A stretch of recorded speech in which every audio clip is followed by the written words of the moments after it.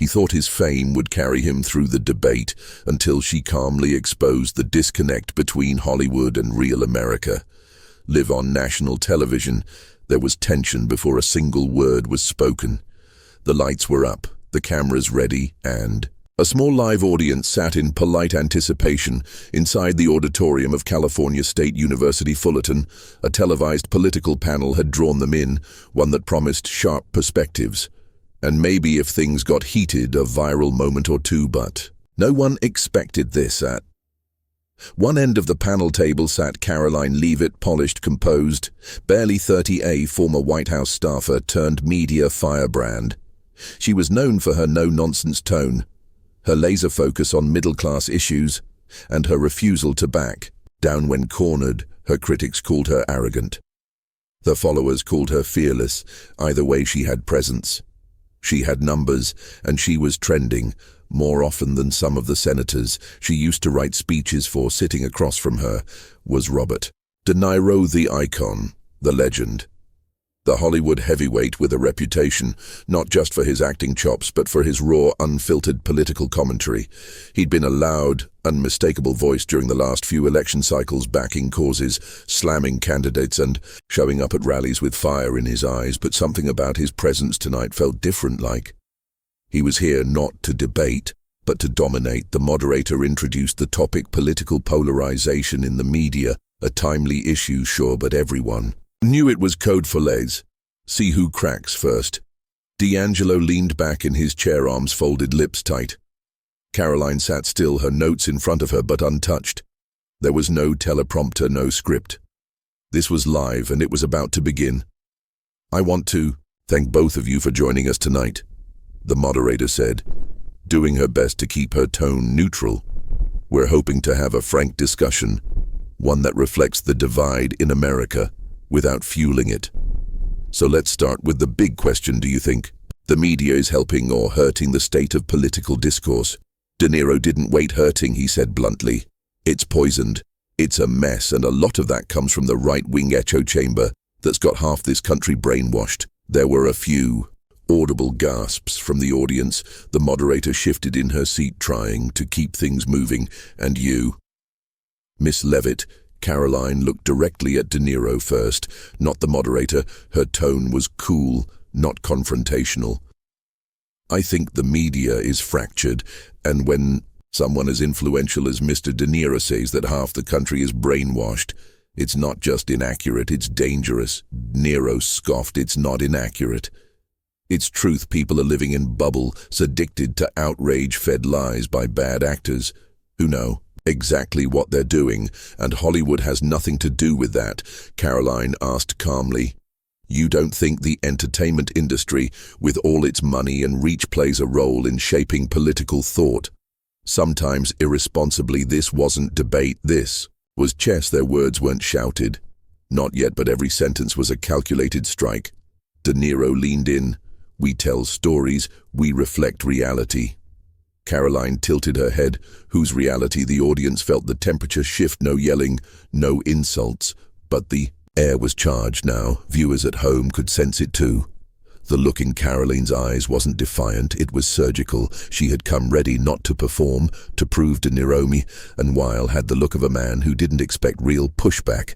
Not like this, not from someone so young, so composed, and certainly not on live TV. The moderator jumped in again, trying to pivot to media responsibility, but the thread was already pulling tight. Viewers didn't tune in for neutrality, they came for friction. But Karoline hadn't said her boldest line yet, and De Niro hadn't lost his temper, not yet. The moderator tried to steer the conversation toward regulation, something about tech platforms and free speech. But the audience was still locked in on the last exchange. You could feel the pull. Everyone sensed this wasn't going to be a typical panel discussion. It had already slipped into something sharper. De Niro rested his elbow on the table, hand over his mouth like he was trying to hold back. But he didn't. He leaned forward, he's fixed on Karoline. "You know what's funny?" he said, voice low, but cutting. "You talk like you know what real people go through, like you're connected to some working class fight, but you're not. You're just another puppet on cable TV saying what they want you to say."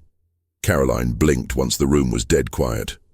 I grew up in Rockingham County, New Hampshire, and she said Dad ran a small landscaping company. Mom worked second shift at the hospital.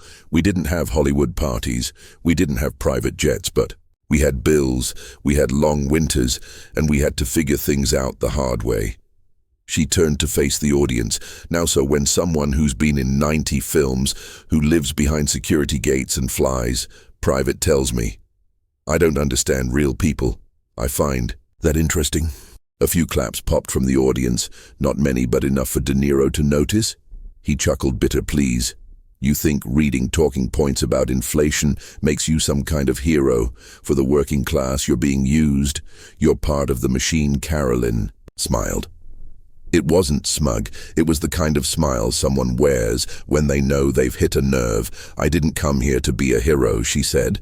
But I also didn't come here to be lectured by someone who spent the last 3 decades screaming at half the country.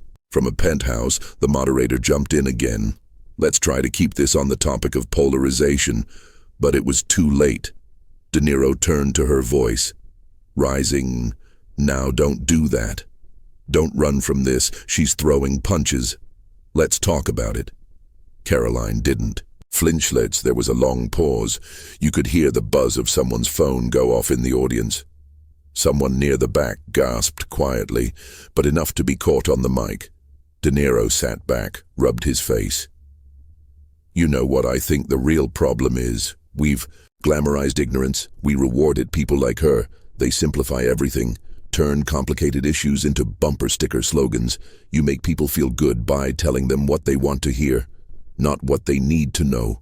Karoline turned her chair slightly toward him, face calm. And you think Hollywood hasn't done that for decades, selling dreams while ignoring consequences? You want to talk about glamorizing ignorance? Start with the celebrities who shout politics on Instagram between tequila ads and film premieres. The crowd stirred again. One of the cameramen could be seen shifting his focus. A producer backstage whispered something with urgency. De Niro was shaking his head no. His breathing picked up just a little. Let me ask you something, Karoline said. When was the last time you stood in line at a gas station in rural Missouri, waiting to fill up your tank only to realize your card wouldn't go through? What does that have to do with anything? De Niro snapped. It has everything to do with it, she said, because that's what most people are dealing with. Not Oscars, not sound bites, not Twitter rants, just life, just surviving. There it was, the shift, the edge of something raw you could tell. Niro hadn't expected that level of precision, or that she'd speak to him like that, without flinching, without fear. But he wasn't about to back down, and what came out of his mouth next would send everything spiraling. Niro's jaw tightened. He tapped his fingers against the table, 3 quick beats, and then pointed straight at Karoline. You think you're clever, he said. You know how to play the crowd. You've been trained, I can see it. But let me tell you something. You don't speak for the working class. You speak for a party. You speak for a machine that thrives on division. Karoline kept her eyes locked on his. And you don't. Every appearance you've made in the last 10 years, every interview, every late-night segment, it's all one note. Blame the other side. Shout over anyone who questions you. You say, I'm trained. I've just lived a different reality. That's not training, that's survival. He laughed. It wasn't joyful. It was loud, performative. What are you? 28, 30. You don't even know what survival is. That one hit a nerve. Her expression didn't change, but her voice came back a beat slower. My brother overdosed at 19, she said. Fentanyl, small town, no resources, one of the thousands. That's survival. That's what I bring into every conversation I have. Because unlike you, I don't get to hide behind legacy or fame. The audience froze. Even the moderator looked shaken, but Karoline wasn't trying to shock anyone. She wasn't fishing for sympathy. It was a fact, a truth. De Niro leaned forward again. His voice dropped to a near whisper, but the mic caught it. That's tragic. I'm sorry for your loss, but don't use that to justify peddling lies to people. Karoline's tone was steady. What lies? He stood up. It wasn't scripted. It wasn't planned. He just stood, pushing the chair back behind him with a sharp scrape that echoed across the studio. You sit here and pretend to care. About people, he said now, gesturing to the crowd, but all you're doing is giving them excuses. You don't challenge anyone, you just tell them they're victims and that the world's out to get them. That's not leadership, that's cowardice. Some in the audience started murmuring. Security in the back shifted positions. Karoline stayed seated. You're yelling at me, Robert. Not the other way around. Who's peddling outrage? Now I'm passionate, he barked. You're rattled, she answered, because someone younger than you without a celebrity name is holding up a mirror. And that's when he snapped. You don't know a damn thing about me, he shouted, his voice cutting through the room. You don't know what I've lived through, what I've fought for. You're a kid on TV with talking points. You haven't earned the right to lecture me. Silence. Deep uneasy silence. Karoline looked down for a moment, not in defeat, in calculation. Then she said quietly, you know what people hate more than politics? Robert being talked down, Toby. Someone who thinks fame equals wisdom. You had a platform, you still do, but if all you're doing with it is yelling, what good is? Oh, and then she did something no one expected. She pushed her notes aside, looked him straight in the eyes and said, you've played a lot of roles, mobsters, boxers, cops, but right now you're playing yourself, and it's not your best performance. A gasp. Actual gasps. No phones in the crowd went up. The producer off stage motioned for a cut. But the broadcast was still live. Niro looked stunned, not because of the insult, but because the room wasn't on his side anymore. He felt it, that awkward dream mouth tension, when you know the tide has turned and you're standing in the wrong part of the current. He sat back down slowly but not gracefully, but the damage was done, and within the next 60 seconds, the internet would explode. Backstage, the producer was cursing under his breath. He waved his hand at the tech crew, mouthing, cut the feed. But no one moved. They didn't want to be the one to pull the plug in. The middle of history being made, the live feed kept rolling at home. Phones buzzed, people called out from their kitchens, turn this on. Some thought it was a skeet, others knew better. Something real was unraveling back on stage. De Niro stared at Karoline in the face. Breathing heavier, he tried to regroup. But his pride had already left the building. What was left was raw ego.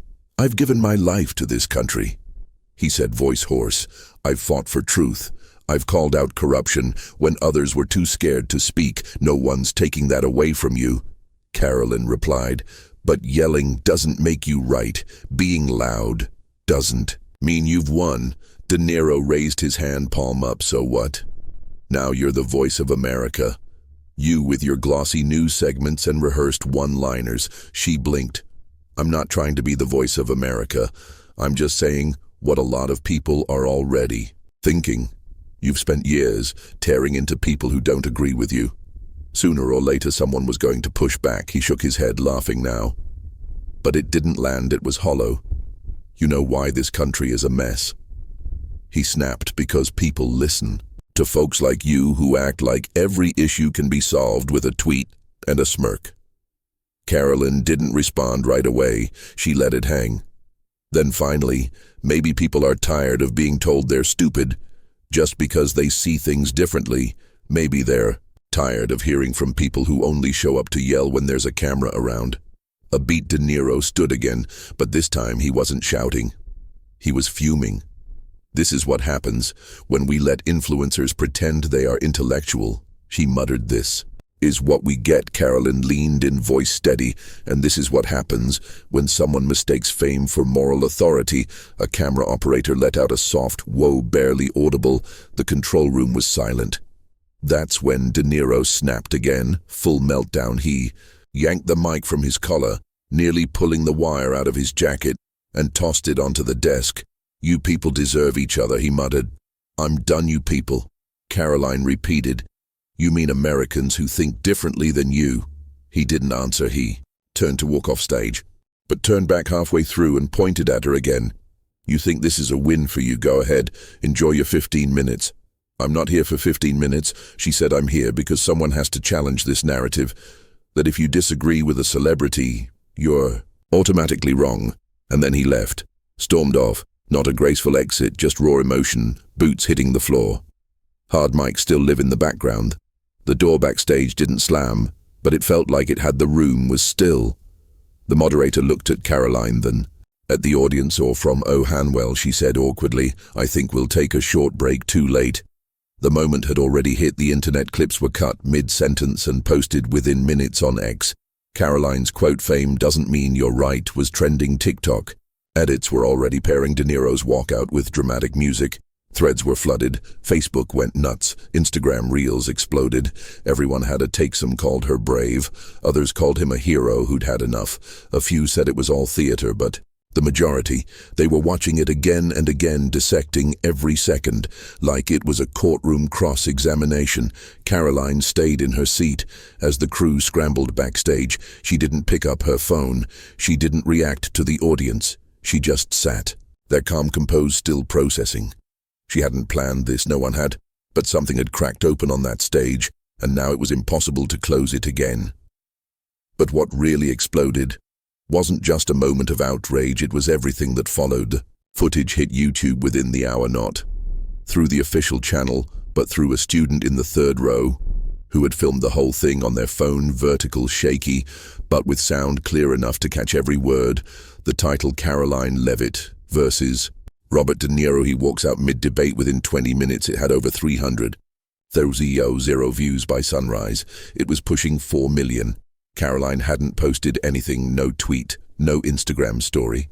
She spent the evening in a quiet booth at the 5th Rooftop Lounge, just a block from the campus, sipping iced tea and ignoring the vibrating phone. On the table, her manager, Travis Malden, sat across from her, glued to 2 devices, mumbling to himself as notifications poured in. "They're calling it a meltdown," he said. "Piers Morgan's already talking about it. Ben Shapiro's team reached out. You've got CNN and Fox News fighting over a morning slot." Karoline didn't blink. "I don't want to be anyone's mascot." "You're not," Travis said too quickly. "You're a moment, you might be the moment." She wasn't interested in being a moment either. Meanwhile, De Niro was holed up in a suite at the Langham in Pasadena, surrounded by his PR team and 3 lawyers. His phone hadn't stopped ringing either, but the tone of the calls was different. Some were from friends who told him not to worry. Others were from studio execs, gently suggesting he stay quiet for a few weeks. One call came from his oldest son. "Dad," the voice said on speakerphone, "Simon Eba, you went too far. She didn't attack you. You made it personal." De Niro didn't argue. He just exhaled long and low and looked out over the city. Public opinion split fast and Reddit threads popped up, comparing the walkout to other viral political moments. Commentators debated whether De Niro had been provoked or simply out of touch. Hashtags formed, memes exploded at just that. Karoline clapback trended on Czar. Still shot of De Niro yanking his mic off became the week's most reposted gift back in New Hampshire. Karoline's parents were flooded with calls from neighbors, former classmates, even old teachers. Her father, now retired from landscaping, said only one thing to a local reporter who showed up at his door: "She's always had grit," he said. "That's not new." But it wasn't just the internet that reacted. Late night shows spun jokes within 24 hours. Jimmy Kimmel ran a parody skit with an actor pretending to be De Niro yelling at a 5-year-old over Legos. Colbert leaned in too, though softer, calling it the most uncomfortable celebrity exit. Since Kanye crashed the Venus, Karoline remained silent publicly for nearly 36 hours. Then finally she posted one sentence on X: "Debate should challenge people, not insult them." 3 million likes in 12 hours. Every network carried it. Talk radio ran it, podcast broke it down, even NPR referenced it in a segment about generational divides in political discourse. Travis was pacing his office. "You need to ride this," he said. "Podcasts, interviews, speaking tours. This could be your launch pad." "I didn't do this to trend," Karoline answered. "I came to debate." "That's it. You are the debate, no?" We muttered back. In LA, De Niro issued a short statement through his publicist. "The debate took a turn. I didn't expect. I let emotion get the best of me. I regret walking off. No apology to Karoline. No direct acknowledgement of what was said. Just a soft landing for a hard fall. Still, it did little to Stop the late-night commentary. People had already made up their minds. To some, De Niro was the voice of the old guard, finally being challenged to others. He was the proof that fame didn't equal wisdom anymore, and that shouting louder didn't make you right. But beneath the viral storm, something deeper had started to stir, and it wasn't about celebrity anymore. 2 days after the panel, Karoline sat across from Jordan Bishop on a live podcast recording in Scottsdale, Arizona. The studio was minimal, just 2 chairs, a wooden backdrop, and cameras rolling from 3 angles. No live audience, no teleprompters, just questions, and whatever answers she felt like giving. Jordan leaned in. "You've had over 15 million views across platforms. Half the country thinks you gave De Niro a wake-up call. The other half says you disrespected a national treasure. How do you respond to that?" Karoline didn't hesitate. "He's an actor, not a prophet. I respect his talent, but I don't owe him reverence when he's using that talent to shut down anyone who sees the world differently." Jordan raised his eyebrows. "Do you regret anything you said?" She shook her head. "I told the truth. That's not something I regret." Back in Los Angeles, De Niro had gone quiet. No appearances, no statements. His team canceled a film festival Q&A, and a scheduled interview with the LA Times was pulled without explanation. A leaked email revealed he was emotionally drained and not ready to re-enter the conversation. Some interpreted it as damage control. Others saw it as retreat, but the conversation had already shifted across media outlets. Editorials cropped up like weeds, not about the outburst, about what it represented. Generational gap in American politics, when icons refuse to listen, why young voices aren't waiting for permission. It was no longer just about Karoline or De Niro. Was about a larger divide that couldn't be fixed with a publicist. A viral clip. College students began referencing the debate in class. Professors rewrote lesson plans around the event. Cable networks scrambled to get Karoline on air. Some tried to frame her as extreme, others as a beacon of new political energy, but she didn't fall into their lanes. She turned down most interviews. When she did speak, she stayed grounded, talked about fentanyl deaths, about small towns losing their grocery stores, about public schools struggling to keep teachers. No sound bites, just stories, real ones. Travis kept pushing for bigger platforms. The machine's moving, Karoline. You've got people ready to fund a book tour, even PAC money. She kept saying, "No, I'm not going to let one moment define me. This isn't about turning viral into profitable. It's about not letting voices like mine be drowned out just because someone famous disagrees." The clip continued to live its own life online. TikTok creators stitched her quotes with their own commentary. Mothers from Iowa posted videos saying they finally felt heard. Veterans in Arizona weighed in, saying they'd felt disrespected by celebrity commentary for years, but not everyone praised her. Some called her smug, arrogant, opportunistic, and still, she never responded to those posts. Meanwhile, De Niro's legacy took a small bruise, not career-ending, but different. More people saw him now, not just as an actor, but as a man who couldn't handle being challenged. Late-night shows moved on, but the footage remained, tucked in the corners of YouTube and burned into people's memory. Then came the college email. CSU Fullerton's media department announced they would be airing the full uncut footage of the panel, including behind-the-scenes audio from just before and after the cameras rolled. No edits, no polish. When it aired, viewers heard what De Niro had muttered walking off stage: "This country's gone soft. Let them run it into the ground," and what Karoline had whispered to the moderator after the camera stopped: "I didn't want this to go viral. I just wanted someone to listen." That sealed it. She wasn't a puppet. She wasn't rehearsed. She'd walked into a fire and didn't flinch, not because she had something to prove, but because she refused to stay silent. But what mattered most wasn't the clip or the commentary. It was the conversation that finally started. Because of it, a week later, Karoline found herself back in New Hampshire, walking through the local farmers market in Exeter, trying to remember what life felt like before. She had to be on all the time. People recognized her now. Some asked for selfies. Others just stared. A few even crossed the street, unsure if they liked what she'd said or just weren't ready to talk about it. She didn't mind, she was used to being polarizing. What surprised her wasn't the attention, it was who it came from. A man in his late 60s approached her near a stall selling apple cider worn cap. Rough hands, the kind of guy who looked like he'd built half the county with his own 2 arms. "I saw you on that panel," he said, "didn't agree with everything, but I respect how you kept your cool." Karoline smiled. "Thanks, I wasn't trying to make a scene." "I know," he said, adjusting the brim of his hat. "But sometimes the truth makes one, whether you want it to or not." He walked off without asking for a picture. That moment stuck with her more than the millions of likes or the late-night jokes, because that's who she was trying to reach. Not algorithms, not headlines, but real people living real lives else. Where the buzz was dying down, social media moved on. Chasing the next viral clip, news cycle shifted to Niro had made a low-key appearance at a charity gala in Santa Barbara, his team avoiding questions about the incident. He smiled for photos, but didn't speak to press. The flash had passed, but the echo remained in schools. In diners, on bar stools, and at kitchen tables, people were still bringing up that debate, not because they were obsessed with the personalities, but because something about it hit a nerve. It was raw, honest, messy people related to that, and for once, the conversation wasn't about who yelled louder, but who listened better. Karoline finally agreed to appear on a national morning show.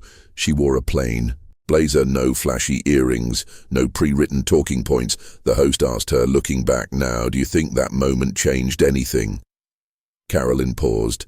"I think it reminded people that being famous doesn't give you moral superiority, and being young doesn't mean your voice doesn't matter." It wasn't about me being right or him being wrong. It was about refusing to let the conversation be one-sided, because when only one side talks, the rest of us get silenced. The host nodded, but Karoline wasn't finished. "Look, I don't hate Robert De Niro. I respect his work, but we've reached a point where disagreement is treated like betrayal. That's dangerous, because if we can't sit across from someone and hear them out, really hear them, then what's left? Just noise, just division." That quote got clipped too. It didn't go viral, but it landed quietly, like a seed dropped in the middle of a storm. A week later, a high school debate team in Wichita Falls, Texas, used it to open their state championship argument. Months passed. The world kept spinning, but something lingered from that night. Not the shouting, not the walkout. It was the reminder that we don't need to agree to be worth hearing, that strength isn't about volume but about conviction, and that sometimes the person we dismiss the quickest because they're too young, too blunt, too different, might be the one we should have listened to all along. So what's the takeaway? Speak your truth, stay calm in the storm, and when the cameras are off and the noise fades, let your character do the talking, because the real impact isn't in the moment, it's in what people remember afterward. If this story made you feel something, if it reminded you that dialogue still matters, don't scroll away. Hit subscribe, leave a comment, and share this with someone who still believes in honest debate.